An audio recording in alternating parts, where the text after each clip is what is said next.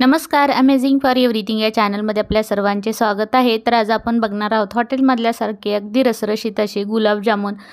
तर या गुढीपाडव्यासाठी आज आपण घरीच गुलाबजामुन बनवूया। तर इथे आपण खव्याचे गुलाबजामुन बनवणार आहोत। तर अगदी रसरशीत आणि मस्त गुलाबजामुन तयार होतात। तर सगळ्या टिप्स वापरून तुम्ही असे गुलाबजामुन नक्की करून बघा। अगदी साधी सोपी पद्धत आहे, काहीच अवघड नाहीत गुलाबजामुन करायला। चला तर मग रेसिपीला सुरुवात करूया। इथे 1 किलो खवा घेतलेला आहे। हा गावावरून ताजा ताजा खवा आला होता।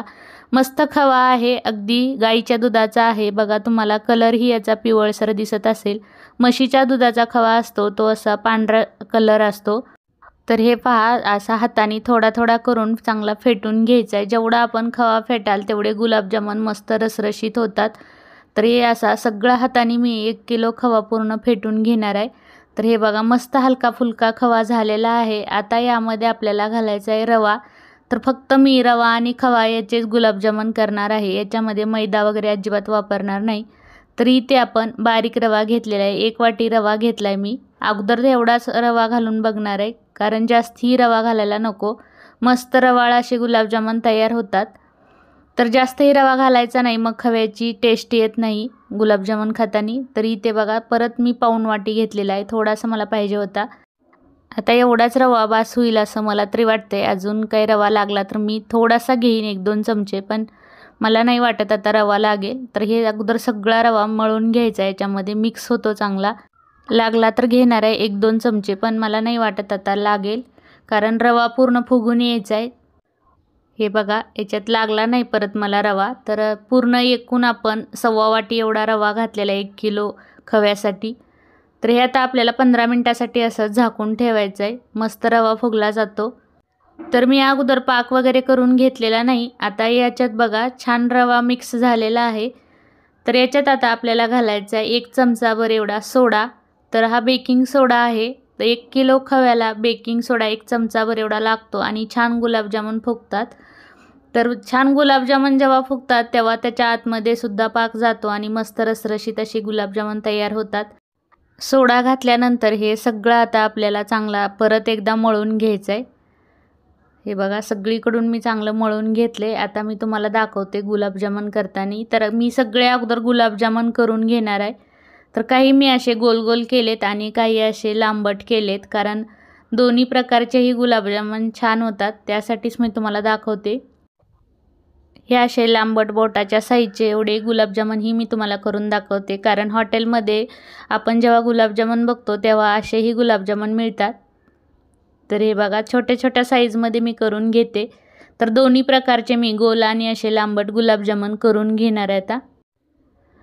हे पहा दोन्ही साईजचे मी करून घेतलेले आहेत। आता हे गुलाबजामुन आपल्याला असेच ठेवून द्यायचे, अगोदर पाक करून घ्यायचा आहे।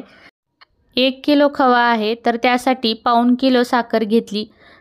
तर पाणी मी 1 तांब्याभर म्हणजे 2 ते 2.5 ग्लास एवढं पाणी घातलेलं आहे। चांगलं उकळून घ्यायचं आहे आणि एक उकळी आल्यानंतर 5 ते 10 मिनिट चांगलं उकळू द्यायचं आहे मीडियम गॅसवर, म्हणजे पाक तयार होतो। तर हे बघा तेलही चांगलं गरम झालेलं आहे। आता आपण गुलाबजामुन तळून घेऊया। तर गुलाबजामुन तेलामध्ये सोडल्या सोडल्या पटकन वर यायला नाही पाहिजे, असे हळूहळू वर यायला पाहिजे, म्हणजे छान आतमधूनही गुलाबजामुन तळले जातात आणि कलरही त्याला मस्त येतो। जेव्हा जास्त कडक तेल असतं आणि गुलाबजामुन टाकले की पटकन वर येतात, तेव्हा गुलाबजामुन आतनंही कच्चे राहतात आणि त्याला कलरही एकदम काळा येतो।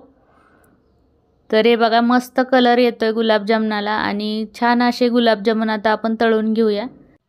हे पहा गुलाबजामुन तळून झालेले आहेत, मस्त कलर आलेला आहे। आता आपण हे काढून घेऊया। आता जे गुलाबजामुन गोल केलेले आहेत ते मी तुम्हाला दाखवते। तर हे बघा हेही असे पटकन वर येत नाहीत, अगदी हळूहळू नंतर वर येतात, म्हणजे छान आतमधून तळले जातात।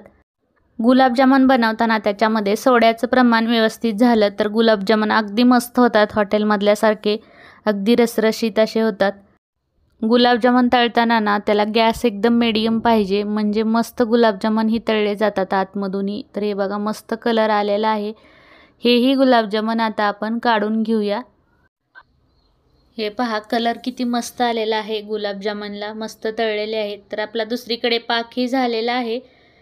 तर यामध्ये आता आपण गुलाबजामुन घालून घेणार आहोत। तर अगदी गरम गरम गुलाबजामुन घालून घ्यायचे। तर मी इथे सर्व गुलाबजामुन तळून घेतलेले आहेत आणि पाकामध्ये घालून घेतलेत। पाकामध्ये घातल्यानंतर एक 10 मिनिटांनी मी तुम्हाला दाखवते। हे बघा, अगोदर गोलवाला गुलाबजामुन दाखवते, अगदी आतमध्ये पाक गेलेला आहे, मस्त रसरशीत असे गुलाबजामुन झालेले आहेत। हे पहा, मी हाही गुलाबजामुन तुम्हाला दाखवते, तर मस्त हे रसरशीत असे गुलाबजामुन सगळे झालेले आहेत। व्हिडिओ जर आवडला असेल तर एक लाईक करा, शेअर करा, कमेंट करा। अमेझिंग फॉर एव्हरीथिंग या चॅनलला सबस्क्राईब करा। लवकरच भेटूया एका नवीन व्हिडिओमध्ये। व्हिडिओ बघितल्याबद्दल सर्वांना धन्यवाद।